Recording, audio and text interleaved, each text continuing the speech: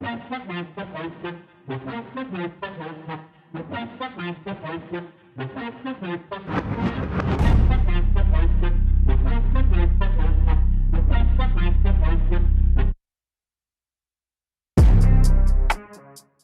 happening, people? Welcome back to the Athletes to Athletes podcast. Today, I talk with Deonte Holden, former football player at NC State that had to recover from an injury before he could make his impact on the field. We also talk about how he'd had to do some negotiating to enter into the master's program and how he launched Law of Athlete, a company dedicated to showcasing that there's more to athletes than what you see during competition. Throughout our conversation, Deonte gives tons of advice, so I hope you enjoy today's episode. And as always, I appreciate you listening to the A2A podcast. So we're back. Today, I get to sit down, Mr. Deonte Holden. And Deonte, it was a pleasure to run into you in Atlanta. I had walked by you maybe once or twice, and I'm like, wait a second, that man looks familiar. And then I realized that, we'd already done our prep meeting and that we were already set and scheduled to have you on the A2A podcast. And, once I met you in person, I was even more excited because I got a chance to, one, see you around people, see you, for who you are, and know that you had an incredible story and you had something that you could share and just incredible experience. I saw how popular you were with a lot of different people out there, right? So I was like, that's the kind of person that you need to hear from, right? But before we get into the conversation, I want to give you the floor. Introduce yourself. Tell me where you're from. Let us know a little bit about you. Oh, thank you so much. I appreciate it. And it was great meeting you too, my man. I mean, we was thinking the same thing. So yeah, for that, thank you so much for allowing me to be on the platform. My name is Deonte Holden, founder and CEO of Law Athlete, former student athlete at NC State University. I see you got the nice sweater on, man. Go Wolfpack. Hey, figured I would greet you the right way. Okay. Hey, and I definitely do appreciate the detail, man. Went to NC State University. My whole goal was to be identified as more than an athlete. So I utilized everything that my athletic platform was able to give me to, be the entrepreneur, the philanthropist, and just the overall person that I am today. So thank you so much for having me on the platform. Yeah, for sure, man. And, I always like to start out with our sports background and everybody's sports background. And the first question I love asking is, what made you want to be an athlete? What was it about sports, and everybody kind of has that role model where you're either watching and you're like, man, like I want to do that, and I know you played football. I know you played basketball growing up. What was it that made you gravitate towards the sports world when you are a youth athlete? To be honest, I'm gonna give you the most realistic answer. I didn't really have a choice. It was like in my DNA. But then also, um, during that time, that was like the way out, like I wasn't the smartest person in the classroom and stuff like that. I had the athletic ability, so I had to utilize my athletic ability to create opportunities for myself. Now I didn't know what that would, you know, become, now, but as a kid, you're like, hey, this is the way out. This is my way to, get to the big leagues and make all the money and stuff like that. These are the things that I'm thinking about as a kid. So that was really it for me. I wanted to create an opportunity for me to, be successful and do many other things in my life. So yeah, that was really it. Yeah, and I did some research on you, obviously, Yeah. and I saw that both your parents were athletes as hmm well. So, what was it like growing up with, and most it's either, my dad was an athlete or my mom played this sport, but both of your parents played sports. What was it like growing up in that atmosphere and having, as you said, no choice but to be an athlete? It was great. I mean, my mom, she's 6'2", 6'1", 6'2". My father, 6'5". Uh, my mom, she played basketball. My dad, he played basketball and football. They never really like pressured me too much to like play sports. It was more so like, hey, this is something that I enjoy doing. Mhm. Um, they always instilled like hard work, right? Like working hard, dedication, discipline. Obviously, me growing up with my parents in my life, I had a very disciplined like household. Be in the house when the lights go off and all that other good stuff. Don't quit. Yep. You get up, you try again. All that good stuff. So it was great to have them in my life and continue to have them in my life. Um, I don't know where I would be without my parents. So yeah, I hope that answers your question because yeah, It certainly yeah, does, and because I know what it's like growing up with parents who are athletes, who are around, who are making sure that you have everything that you right, need. Right? They're not forcing you to be out there, but they're giving you that right, support, and they're not letting you right. down. Right? And as you get older, you start to realize, hey, I'm good at Mhm, this. This is where I mhm. belong. Right? When did you start to realize that on the football field was going to be where you belonged, and was it the recruiting aspect? Was it a coach, or was it just you just learning as you got older that that was going to be your ticket Ryan, to I'm gonna be anywhere? honest with you right now. Okay, so I realized football was gonna be that the direction because I honestly sucked at basketball. Not gonna lie to you. I realized that I was bad at basketball probably after my 8th grade year, so like after middle school. I tried in high school, but oh my gosh, man, I had this one coach. I mean, he was like ripping me to shreds, and I didn't understand why. It was like at the time I didn't understand why, and I was like, you know what? I came here for football anyways. Let me let me just go play football. But I had already given up on basketball like a long time ago, just because I honestly wasn't like a great basketball player. I just wasn't. So yeah, football was the go to. And Yeah. I think when I really realized like, okay, I'm a really like do something with this. It was probably like my sophomore year. My sophomore year, started to do a lot of different camps, getting exposure, meeting a lot of great athletes from different states. Um, and being able to get that exposure, and then going into my junior year when I started to really receive like scholarships and stuff like that is when I'm like, okay, all right, cool, like this is for real, this is for real. Mhm. So yeah. Yeah. And what was the plan for you? Obviously, you said you always wanted to be more than an Mhm. athlete.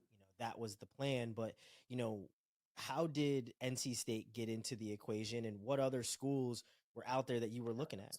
So it was I'm almost every North Carolina school except for UNC. It's all good because Wolfpack, we the best anyways. um but NC State came into the equation, got a offer from them.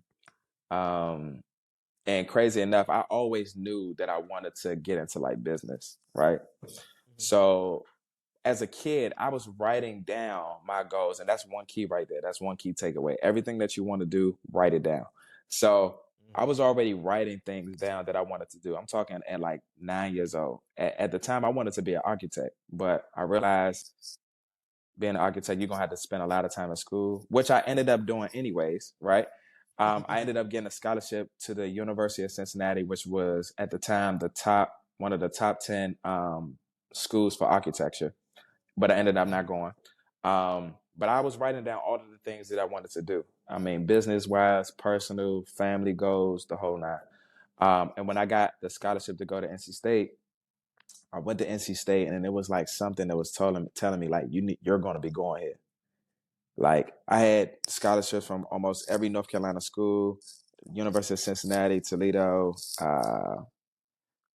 Hawaii. That's a hard one to pass up right there. That Hawaii one. I don't Everybody know. asked me. They said, "Yo, you mean to tell me you didn't take your official visit to Hawaii?" I was like, "Yeah, I know. I should have did it, but honestly, from an integrity standpoint, I didn't want to waste their money knowing that I probably wasn't gonna go there. Hmm. So I ended up just not doing Yeah. it. So when I went to NC State, I immediately something told me like, "Hey, you're gonna go to the school." I didn't know everything that was gonna come about, but like, "Hey, you're gonna go here." And I was Hmm. fortunate enough to actually get into the business school because a lot of people, when you as an athlete, right, you're enrolled into college, you go to like first year of college where you don't really know Hmm. your degree, you don't really know anything. You're really just taking classes until you figure it out. So I was fortunate enough to get into the program, the Poole College of Management program, and immediately start taking classes towards business because I knew I wanted to get into the business world anyways. So Hmm. yeah, I mean, as soon as I went to NC State, touchdown, I was like, "Yep, this is where I'm going," and Yeah. that was all she wrote. Yeah. Yeah. Now a lot of athletes, it's like, I wanna be pro. I wanna go pro. Was that ever a thought for you going to a Division I school like NC State that you wanted to go to the NFL, or was it business is what I want to do? I want to be off the field, behind the scenes, doing this Man, I stuff. always wanted to go to the NFL. I wrote it up. I wrote it down. I think life just takes its course, right, and different things happen. I always wanted to go to the NFL. That was actually one of the reasons why I decided to graduate early. Mhm. I knew, I don't even know who taught me this, but I knew that if I graduated early, right, I had the opportunity to go to the NFL and not have to go back to school because I already got a degree. Or if I graduated early and I needed to leave, I can at least leave and have a degree and be fine wherever I go, right? I don't have to lose any Mhm. eligibility or none of that. So coming into NC State, that was my goal. Go to the league in 3 years, have a degree, or get my degree and transfer somewhere else to go to the league. Granted, I did none of those things. I mean, I guess you could say I had the opportunity, but it didn't fall suit, which is okay. Um, and that's another thing for athletes, right? Another key takeaway is just, you know, being okay with pivoting, and like pay attention Mhm. and knowing when it's time to pivot, right? Um, so yeah, I had to pivot, and that's just what it was. Yeah. Yeah. So how did kind of going on that? How did you know that it was time for you to pivot? Well, after I broke my foot, I broke my foot. I had a Liz Frank fracture. It's probably one of the worst injuries that a football player can have outside of an ACL injury. I was out for a year and a half. Um, Coming into NC State, I redshirted my freshman year. I was too small. I came in at 209 pounds. My coach was mad. I mean, he was livid because I was supposed to be at least like 220, 225 coming in, right? Mhm. So I came in at 209, so I was already too small. I came in with a great class. I mean, a phenomenal class. I'm talking like Bradley Chubb, Justin Jones, B.J. Hill, Jermaine Pratt, Contavia Street, Jalen Samuels, and the list can go on from there, right? Came in with a Mhm. great class, and I redshirted out of those people. I redshirted, um, and the next year coming in, I broke my foot literally the third day of training camp, and it was the toughest time. Oh my gosh, it was tough because I was out for a year and a half, right? So Mhm. you go from redshirting to then breaking your foot. So you basically not playing football for 2.5 years, right? Then you go into the next year. I don't really play, right? I ended up being on like practice squad and stuff like that. And then the next year, still kind of the same situation. Got a little bit of playing time, but not really. So I'm basically like this athlete that nobody knows truly play football at this point, right? So when I broke my foot, I had no choice but to figure out other things that can make me happy to stay outside of being depressed, right? Mhm. Now, some people didn't like that because it's like, focus on football, which I did, right? But I also, as a human, I had to do things that could take away the stress and the pain that I was feeling internally, right? So I started to get into like the business aspect. I started to take the school stuff a little bit more serious. I started Mhm. to connect with people outside of the football facility, right? Because I realized, like, yo, if I'm in school with all of these different resources, I gotta maximize almost every resource that this facility or that this institution has, because once it's gone, right? So me breaking my foot, which is, some people would say that's like detrimental towards the things that I want to do football wise, was a blessing later on, and I didn't see that until now. Um, so yeah, that's really what happened. So, the media and things like that, when I really started to play again, and my fifth year, I ended up was like one of the top players to in TFLs. And people started to notice, like, where has this person been? And they was like, oh, he was hurt the whole time, which is not the case at all. I wasn't hurt the whole time. I did break my foot. That's true.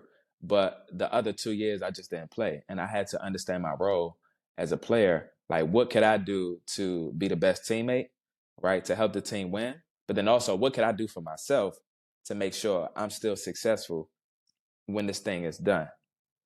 And that's really what happened. And then there was a lot of things that came about that. There was a lot of blessings that I was able to um, obtain because of the role that I understood that I was in, the position that I understood that I was in.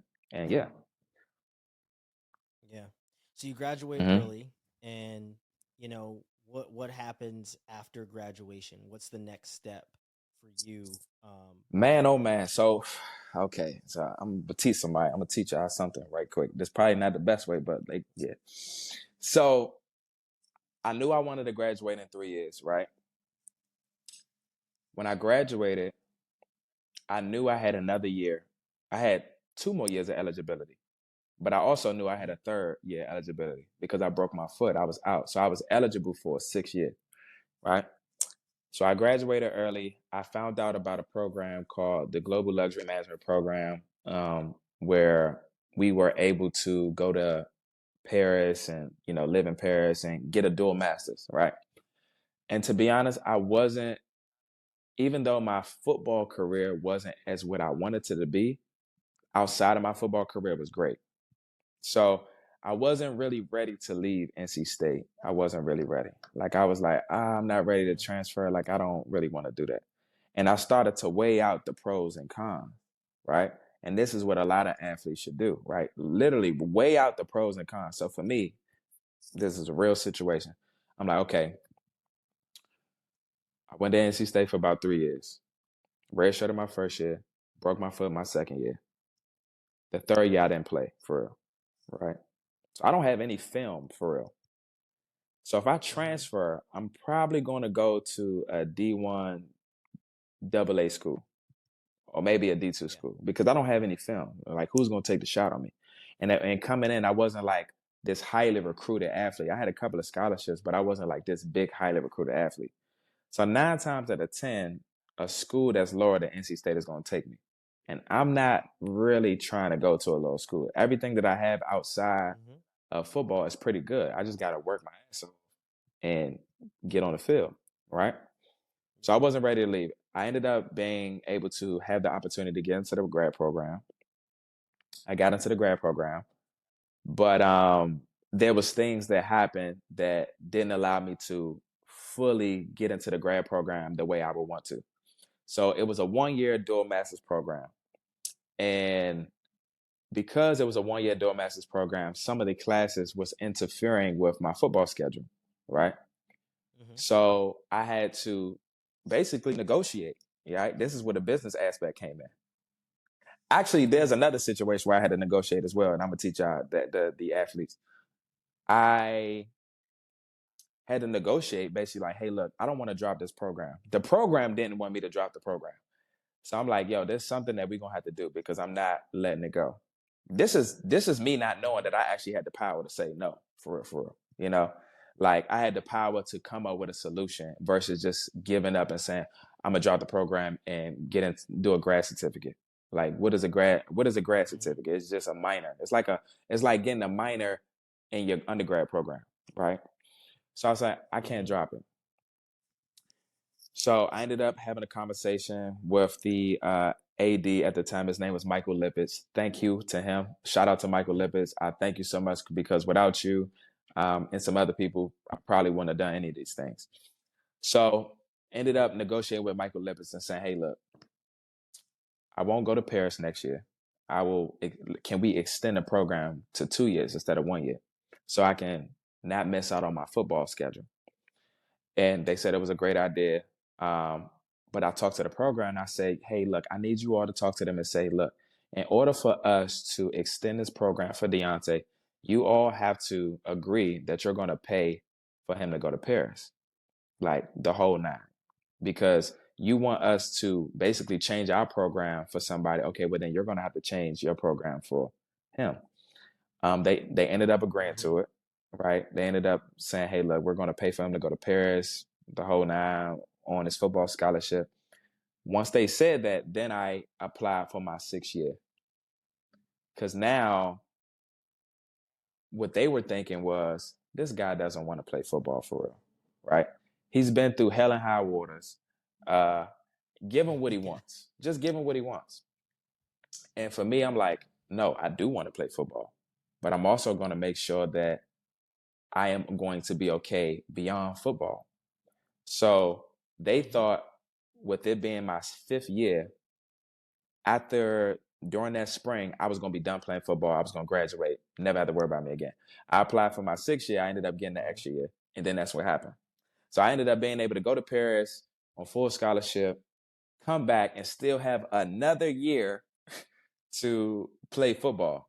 And it took a lot of faith from the coaches and stuff to say, hey, look, man, there's no reason why y'all shouldn't let me go, because I've handled everything on my part as a player, as a man, to show like I can go to a whole nother country, get my work done, stay in shape, and come back and be the same person that I was before. And I was. Like it took years to show like, hey, look, I am disciplined enough to handle my own business that allowed you all to, get me to go to Paris. So that's what happened. But the breaking my foot thing, that was negotiation in that aspect too. And I want people to understand this, okay? When I broke my foot,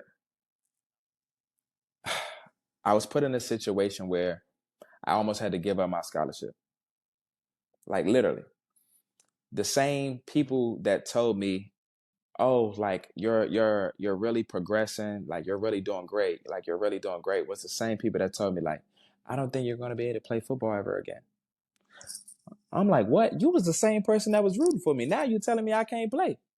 Yeah. So I talked to the doctor and I said, yo, doc, like, I'm sorry, and I don't mean no disrespect, but you can't sit up here and tell me I can't play football. I'm like, what you're doing right now is you're reading a bunch of statements, but you never saw me play. Yes, it is true. I'm hurting sometimes, right? Nobody else has this injury but me, right? You have to use your feet almost every day. I'm hitting 330-pound men every day. So, of course, I'm going to feel a lot more pain than somebody who's fully okay, right? But you can't sit up here and tell me I can't play football. And then on another note, doctor, I'm sorry to say this, but you don't really care about me, right? I get that you want to act like you care about me, but you really don't care about me. After I graduate, you probably won't even remember my name. Yeah. Let's just make it clear. And I don't mean any disrespect when I say this. So he says, Deonte, okay, well, what do you propose? I said, well, you're going to have to come watch me play. That's it. He said, yo, you should have been a lawyer, because like I have never had like a player come back and, like it's kind of like combative with me on this aspect. So he agreed. He said, okay, Deonte, he said, but under one condition. He said, if you limp at any moment, you're done. So I said, deal. Now it's a tough deal to make, but it's crazy how God worked. I'm gonna tell you how God worked. Because the day that the doctor was coming to see me practice, my tire had blew out. My tire literally blew out going to practice. So when I finally got to the facility, I only had probably like, let's say if we practiced for 3 hours, I only had an hour and 30 minutes to practice, right? Which is crazy, because God knew if the doctor watched me practice for the whole 3 hours, eventually towards the end of the practice, I was going to start limping. Exactly. So when I get to the facility, literally about to run to go to practice, I see the doctor coming out the facility. And I'm like, yo, where you going? He's like, oh, I thought you wasn't here. So he was like, all right, let me see what you can do. So I was put in a situation where I had to do certain drills that were probably going to make me limp, but I had to like dig real deep, like down in the bottom of my heart. Okay. Now granted, this is the beginning of practice, so I probably wasn't going to limp anyways. Right. So, and some of my teammates, they kind of knew what was going on. So they're kind of like motivating me and pushing me like, yo, you can do it. Let's go. Like, come on, let's get it. So I was fired up. So the whole time, the doctor is watching me practice. And at the end of the practice, he said, I mean, I watched him. Like I just watched him. I can't disqualify a player that I literally just watched practice and he ran and he did everything just like everybody else. And that was it right there. If I would have gave up right there, this would never be happening. I promise you, this would never be happening because guess what would have happened? I would have signed a medical red shirt, which means once you graduate with your undergrad, you are no longer like eligible to play football. Even if you had more years left, you can't. You're done. You're basically writing off saying like, I'm incapable of playing football or playing whatever sport. Yeah. I did not allow that to happen. If I would have said yes, oh my gosh, we wouldn't be here today. I don't know where I would be at. I wouldn't have lived in Paris. I wouldn't have got, a bunch of different degrees. I wouldn't have met you. I wouldn't have had law of athlete, right? I wouldn't have had none of those things. And it all started with me believing in myself. It all started with me, honestly, just not taking no for an answer. But in a good way, right? In a good way. Like, because I really believe in myself and I know what I'm capable of. Like, it took that. It took me believing in myself and then me showing somebody else that they can also believe in me as well in order for me to have all the things that you see today. Yeah. So you negotiate your way to stay on the field. You end up playing, and you get through it. The NFL doesn't happen. What happens when the NFL doesn't happen? Because there's, as you said, you got to know when to pivot, and throughout life, when you get old enough, you're gonna have to pivot a lot, right? And it's even throughout the day. What happens when the NFL doesn't happen? So when the NFL didn't happen, luckily, see, that's another thing. Luckily, I was already putting things in place that allowed me to easily transition just in case it didn't happen. Now, a lot of people say, like, if you really believe in your plan A, there would be no plan B, right? But in the game of football, that's a whole different situation because you can get hurt, get traded, get cut. That's a lot of things. It's a lot of variables that it's a lot of variables that you don't control. So having a plan B in this situation, or at least having things set up for you so you can have a plan B, is very imperative, right? For any football player. And like I said, I had already positioned myself, right, with, getting different internships, starting different business ventures and stuff like that, that allowed me to be okay if I had to transition, right? And I ended up having to transition. Now, granted, I played in the NFLPA Collegiate Bowl, did really well. Even though I had some different constraints, it was crazy. Still played well. And I'm thinking, I still can make it. Like, I still can make it. But it was COVID. So not being able to go to like the pro days and all that stuff. We ended up having a pro day at the last minute, but I ended up already getting signed to a CFL team. So my agent at the time was like, hey, if you don't really feel ready, like really, really feel ready, then you can still probably make it with going through the CFL route, right? So I was like, you know what? I'm not going to go to this pro day and work out, and it hinders me from, it probably does worse for me than it does better. So I was like, you know what? I'm going to take my contract. I'm good. I'm straight, right? So the NFL didn't happen. And I was able to take it a little bit better than a lot of other people because I had already positioned myself to be okay if that was my situation. So how did things go in the CFL? Got cut. I played for the Ottawa Red Blacks and then the Edmonton Elks, and I'm gonna tell you right now, this is crazy, right? And they'll probably agree to this. When they cut me, I smiled. And now I know people probably be like, "The hell you smiled?" Like I'll be. What you mean? That's some loser stuff. Nah, I smiled because, I've been through so much from the moment that I came from NC State until now. I've been through so much, and the one thing that I can do, and I can hold my head high and say, I never gave up. I never gave up. I wasn't the one that quit it. I never quit it. They let me go. So I was more so okay with like, okay, I'm being shown the signs that it's time for me to let this go. Right? That's what it was. And then I was already putting myself in a position to be okay even when they did let me go. Like I already had things going on for myself. So I was more so using football to get the money to then pour into the things that I was doing outside of football. Right. But if I didn't have it, I would be okay. I'm gonna just figure out another way. Right. So I smiled, and it had nothing to do with the type of player I was. Each coach said the same thing, like great player, you work hard, effort, the whole nine. Ratio situations, Canadian football and American football is different. But I was content. I was content, bro, because I didn't give up. I did not give up. And I think that's the key. It's like not giving up, but then also knowing when to let go. And that's what I realized. Like, this is not me giving up. This is me having to truly let it go because God is showing me there's something else in store for me. But if I keep holding on to this, I will never see the things that I'm really supposed to have. Right. So Yeah. And then, when does, the business side start to kick in? When do you establish, your businesses and everything you I mean, the currently business have side now? was kicking in when I was in college. I mean, I started a clothing brand called Gavin. I ended up getting it in the mall. Like I had it at Crabtree Valley Mall. People were buying it. People around the campus, around like the Raleigh Durham area was buying it.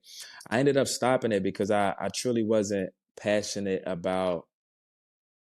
I like to dress up, but I wasn't really passionate about like creating clothes and stuff. I just like to wear Yeah. nice stuff. And it would be disrespectful for me to say I'm a designer when I literally am just making basic graphic tees.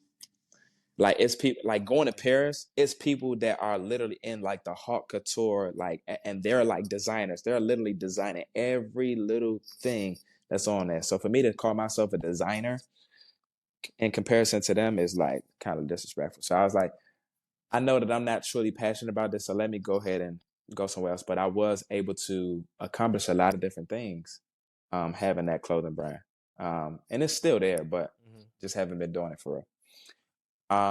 But the Yeah. business side really kicked in was when Law Athlete came about. I mean, when I created Law Athlete, it opened up so many doors. I mean, so many doors. I mean, whether it was, me meeting some very influential people, whether it was me having an opportunity to invest in other companies, whether it was me just getting guidance from people who were way smarter than me or had more experience than me, shall I say. Like it just opened up so many different doors and it was really in alliance with who I am, everything that I wanted to be, everything that I wanted to teach to fellow athletes and things of that nature. So yeah, that's really when it like kind of like, I mean, think about it right now. I'm in a studio Yeah. because of Law Athlete. You feel what I'm saying? So Yeah. I guess you can say that's when it Yeah. that's when it Yeah. really kicked in. Yeah. So what made you create Law of Athlete, and what would you say is the purpose so that people can truly understand the who, what, where, the all the W's of, Law of Athlete? So I created Law Athlete after that whole thing with me not getting drafted, right? With me not getting drafted and all that good stuff. And I was like, man, I don't want any athlete to feel how I feel now. I don't. So what can I do to keep that from happening? And a friend of mine, I'm on the phone, like just thinking of stuff, thinking of names. I like to build stuff. And they was like, when you create this name, it has to be something that like, it's like, that's kind of nice. That makes sense. So I'm on social media, swear to God. And there's a graphic that says Law of the Jungle and it has like a NC State football player on it, right? Um, and something dawned on me to say Law of Athlete. So I started thinking like, man, that sounds kind of dope. So I looked to see if it's available everywhere. And it's available. The name is available everywhere. This is a unicorn situation. This is God. This is like ding, ding, ding, ding. You Yeah. feel what I'm saying? But it was like, okay, I knew that the company was going to be called Law Athlete, but I didn't know exactly what I wanted to do with it. But I knew that I wanted to make sure I maximize human potential, which would keep athletes from feeling how I felt, which would help everybody, strive towards their success in some way, shape, or form. So I ended up creating a mission, right? And the mission is to educate, entertain, and empower everyone through athlete-driven content, experiences, and products. That's the mission, right? Mm-hmm. Our mantra is maximize human potential or think beyond athletics. Everything that we do, we think beyond like the actual game aspect. If I can help you maximize your potential as an athlete, but also as a human, there's no reason why you won't be successful, whatever success is for you, right? So once I established that, I started to come up with different intellectual property, like the 12 laws of athlete, right? This is like the framework for you to maximize your potential. But this is also the framework that we have for content, right? Experiences in our products, right? And then I created a poem, right? Then I created like the actual definition of law athlete. So the actual definition of law athlete is the belief that if you maximize your talents and opportunities, you will be successful. I've never seen anybody maximize their opportunities or their talents and not be successful. And success can be anything to you, right? For some people, success is not money. Success is family. Success is, relationships, opportunities, the whole nine, right? So if you maximize those two things, there's no reason why you wouldn't. So I said, okay, what is the best way to get the name out, right? What's the best way we're going to get this name out? I said, we're going to start a podcast. We're going to start a podcast. Yeah. A lot of people they wasn't really too like fun. They was like, oh, podcast, like what? Everybody kind of like doing that. Not everybody really wasn't doing that at the time, at least from a video standpoint. Mm-hmm. So I started to learn from guys like Brandon Marshall, everything that they were doing at I Am Athlete. Mm-hmm. And then now you have the Pivot and the Shop and things of that nature. And I started to embed like the little things that I learned from each of those brands into my own thing with the little capital that I had, So I wasn't backed with investors and stuff. I started with $10,000 that I saved for college because I'm like, hey, look, if I don't make it to the league, I'm gonna stay in North Carolina and get a apartment and have enough money to find a job. But I ended up pouring all that money into my own business. All that, and made so many different mistakes. And it worked. Like starting a podcast and getting some influential people involved. It worked. We ended up signing like different sponsorship deals. And that was like the first time I seen like a really, like, I would say like a really big check. Right. And from that check came different investment opportunities and stuff like that, all from a podcast, like literally all from a podcast. So yeah, that's really what happened. Yeah.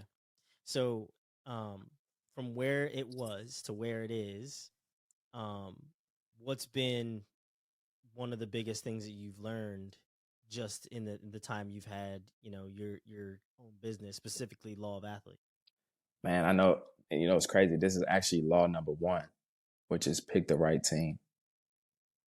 Oh my gosh, it's like so important to pick the right team. Everybody may not see your vision, right? But it's very important for you to pick people who are in alliance with your vision, who can. They may not see everything that you see, because you got to be a crazy person to really be like entrepreneur. You really got to be crazy. You got to be like basically psychotic, because you see things that other people can't see. Right. But you have to also pick the right team that allows you to make your vision come to life. And when you pick that team, you also have to understand that you have to appreciate those people, and you have to appreciate those people.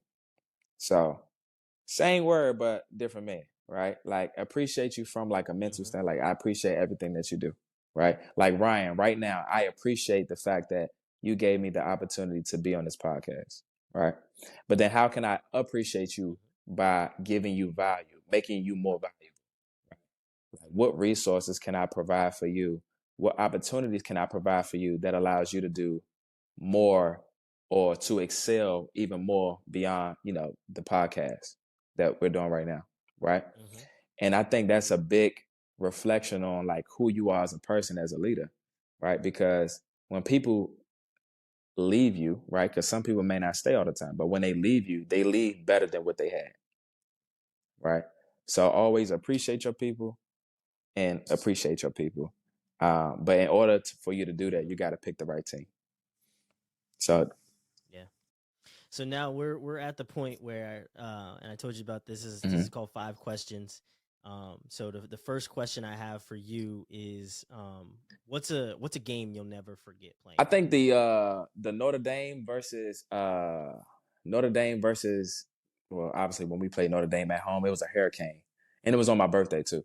Yeah, I would never forget that because we literally played in a hurricane, literally. So I Yeah. mean, that was a fun game. Also, my first game that I started, when we played against Florida State, I think that was 2018. That was also on my birthday week. Um, I yeah had a great game. Did really well. A lot of family came out to play. It was just it's a good time, and it was the moment that I was waiting for because I waited so long, from the injuries to everything. Man, I waited so long for that moment, and we won. Like it was just great. So yeah. Mm-hmm.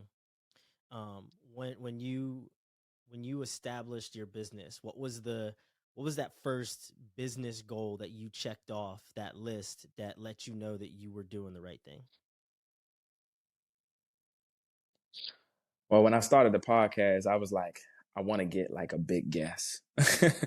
Right. And I ended up scratching it off and it being my first guest, which was Jeezy. Jeezy, Grammy nominated artist, Mm-hmm. all good stuff. That was like my first guest on the podcast. And I was like, okay, after this, we're gonna see what else happens. Then another opportunity happened, like more guests started to roll in. So that's when I knew I was like, okay, I'm Mm-hmm. doing something right, but it still needs more fine tuning. So yeah. Yeah. What's a as you're progressing, obviously you always celebrate the wins, but you always look towards the future. What's in the future for you and Law of Athlete?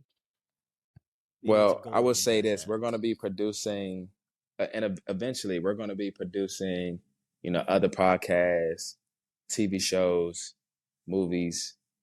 Um, just finding very unique ways to tell athlete stories. Very unique ways Mm-hmm. to entertain, educate, and empower, everybody through, athlete-driven content. So, expect us to be very innovative in the way that we tell those stories. And the different verticals that allows us to make those things happen. Yeah. Mm-hmm. Who's somebody that was always a LeBron role model James. to I you? know I never met him. But I really Mm-hmm. like the way that he has positioned himself, but then also I really like the way that he has a great team behind him and he literally appreciated them, but then also appreciated them, right? Because the people that he came Mm-hmm. in with was the people that he started with, and he put everybody in position to like really hone in on their positions, right? Like even like Maverick Carter, Mm-hmm. right? Rich Paul, things of that nature. Like I'm really inspired by those guys.